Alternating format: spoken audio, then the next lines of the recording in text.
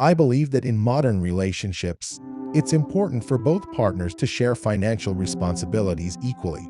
This means that neither party should expect the other to cover all expenses. For instance, a man should always ensure he contributes equally to household chores and upkeep, and a woman should take on her fair share of yard work, maintain her vehicle, and cover her expenses, such as food, clothing, shoes, makeup, and feminine products. This arrangement should remain consistent, regardless of circumstances, like illness or pregnancy. True equality. Even when children enter the picture, both partners should be prepared to split child care costs evenly. After all bills are paid, any remaining income should be retained individually. This approach reflects the principles of equality and partnership often advocated by modern feminism. In the past, legal systems treated marriage as a kind of business arrangement, holding men to a high standard of financial responsibility. Conversely, women were sometimes perceived as having less obligation to contribute to the marriage's overall well-being. This imbalance is gradually changing. Today, men and women are taught that they are equals, with shared responsibilities in a relationship. This shift has altered the dynamics of divorce.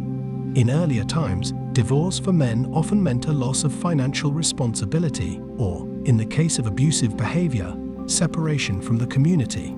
However, the rise of no-fault divorce, influenced by feminism, has changed this landscape. Now, men who have grown up in the era of feminism, believing in gender equality, find themselves having to navigate child support and alimony, as well as fight for custody of their children.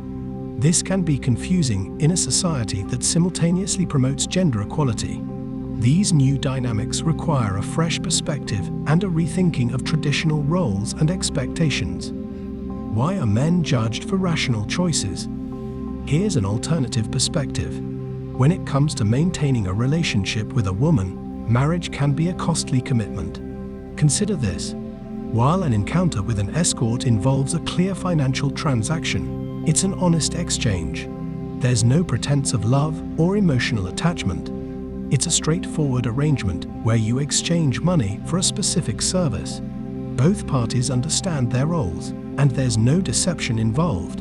In essence, you pay for what you want, and there's no need for elaborate scenarios that consume your time, energy, and resources.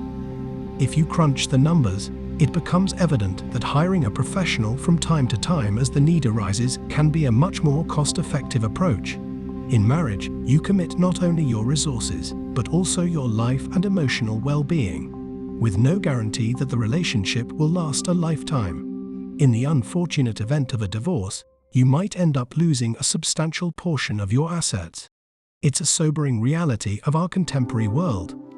If I were a young man in today's society, I might seriously consider not rushing into marriage. Instead, I'd focus on enjoying my life, savoring the fruits of my labor, and engaging in fulfilling relationships as my desires dictate. It's regrettable to acknowledge, but our society has evolved to this point. The truth is that there's no such thing as free physical intimacy between a man and a woman. There's always a cost involved, one way or another. The rational choice for men. Interestingly, data indicates that men who choose to remain single and pursue physical relationships with career-oriented women while having fewer financial responsibilities tend to experience more satisfying and less contentious relationships than those who choose traditional marriage. They are essentially receiving what they've paid for, and it's a rational choice. It's essential to remember that people who criticize men for seeking professional services are often the same individuals who judge others for not wanting to have children.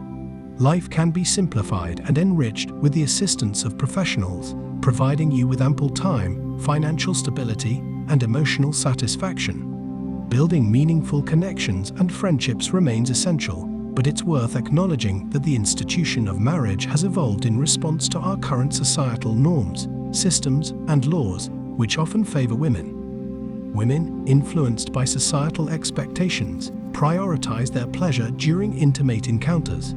Women also tend to share stories among their friends, which may include critiques or complaints about their partner's performance. Regarding dating costs, traditional dating can be expensive. with societal expectations often requiring men to spend a significant amount on first dates. This financial investment can be seen as a way to demonstrate financial stability and commitment. So if a man is deemed to fall financially short, then he is considered practically worthless. In contrast, engaging the services of professionals offers a more predictable and cost-effective way to meet physical needs without the financial uncertainties associated with dating.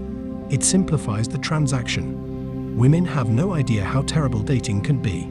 Dating is hell for most men. They go practically bankrupt trying to please women. They have to cover the costs, make the plans, and execute everything perfectly, whilst dealing with the emotional baggage and the irrationality of women. We do it all, and they sit there and look cute.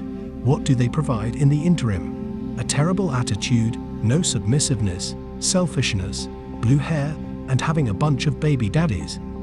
And if any women are watching, let me say this. If you're a good person, don't have any tattoos, and don't sleep around, then even with your average looks, you would have found a man a long time ago. But because you're alone, it must be common for all the good guys you rejected before for the bad boys. Since you rejected them all and chose the bad boys who hurt you and left you, you're left wondering, where are all the nice guys? They're well settled with the women who like them for who they were.